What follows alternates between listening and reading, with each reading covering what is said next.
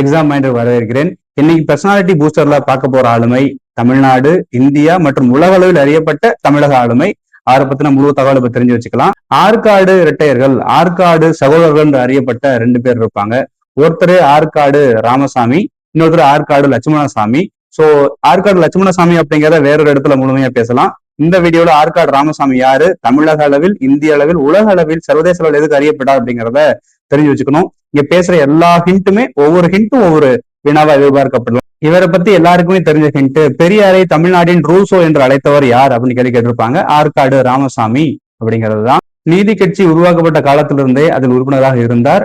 1918ஆம் ஆண்டில் TM நாயருடன் இணைந்து லண்டனில் சென்று நீதி கட்சியின் நான் பிராமின் மேனிபெஸ்டோ தொடர்பாகவும் பிராமணர் அல்லாதோருக்கான முன்னுரிமை ஏன் வழங்க வேண்டும் அப்படிங்கிற அந்த விவாதங்கள்ல கலந்து கொண்டவர் ஆற்காடு ராமசாமி.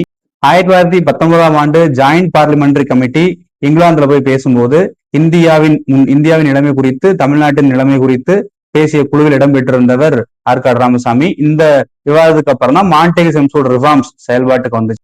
ஆட்சி அதிகாரத்தில் இந்தியர்களின் பங்கு எப்படி இருக்கணும் அப்படிங்கிறத வலியுறுத்தினவர் ஆற்காடு ராமசாமி. மாண்டேகு செம்சோர்ட் ரிஃபார்ம்ஸ் படி முதல் முறையா தேர்தல் நடந்தது 1920ஆம் ஆண்டு. அந்த தேர்தல் மிக முக்கியமானது. ஏன்னா நீதி கட்சி ஆட்சியை கைப்பற்றிய ஆண்டு அதுதான். 1920 மற்றும் 1923 ஆகிய இந்த 2 ஆண்டுகள்ல 2 தேர்தல்கள்ல சட்ட மேலவை உறுப்பினராக தேர்வானாரு ஆற்காடு ராமசாமி அவர்கள். இவர் சட்டமன்றத்துல முக்கியமான சில சட்டங்கள் முக்கியமா கல்வி திட்டங்கள், கல்வி சட்டங்கள் உருவாகிறதுக்கு காரணமா இருந்திருப்பாரு. 1920ஆம் ஆண்டு மெட்ராஸ் எஜுகேஷன் ஆக்ட் அப்படிங்கிற சட்டம் உருவாகிறதுக்கும், 21ஆம் ஆண்டு 1921 செப்டம்பர் 16ல கம்யூனல் ஜிஓ பாஸ் ஆகிறதுக்கும் பின்புலமா இயங்கி இருப்பாரு. 1923ஆம் ஆண்டு மெட்ராஸ் யூனிவர்சிட்டிஸ் ஆக்ட் வர்றதுக்கு காரணமா இருந்தாரு. ஸோ இவருடைய சட்டப்பணிகள்ல சட்டமன்ற காலங்கள்ல கல்விக்கு அதிக முக்கியத்துவம் கொடுத்து சட்டங்களை இயற்றினாரு. 1929ஆம் ஆண்டு சைமன் கமிஷன் தமிழ்நாடு வந்தபோது நீதி சார்பாக சார் AT பன்னீர்செல்வம் அவர்களும் ஆற்காடு ராமசாமி அவர்களும் சைமன் கமிஷன் முன்பு தங்களுடைய கருத்துக்களை வெளிப்படுத்தினாங்க. 1939ல 2ஆம் உலக போர் வெடிச்சிருக்கும். 1942ஆம் ஆண்டு வின்ஸ்டன் சர்ச்சில் இங்கிலாந்து பிரதமர் அமைத்த அந்த போர்க்கால அரசாங்கத்தில் இந்தியர்கள் 2 தங்களுடைய ஆலோசனை வழங்கினாங்க.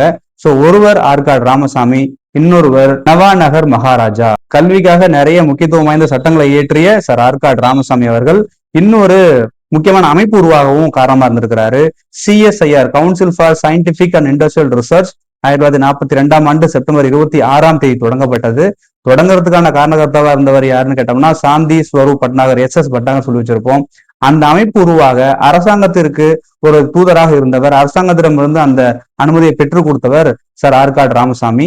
சர்வதேச அளவில் ஆற்காடு ராமசாமி ஏன் முக்கியம் அப்படிங்கிறத இப்ப பேச போறோம்.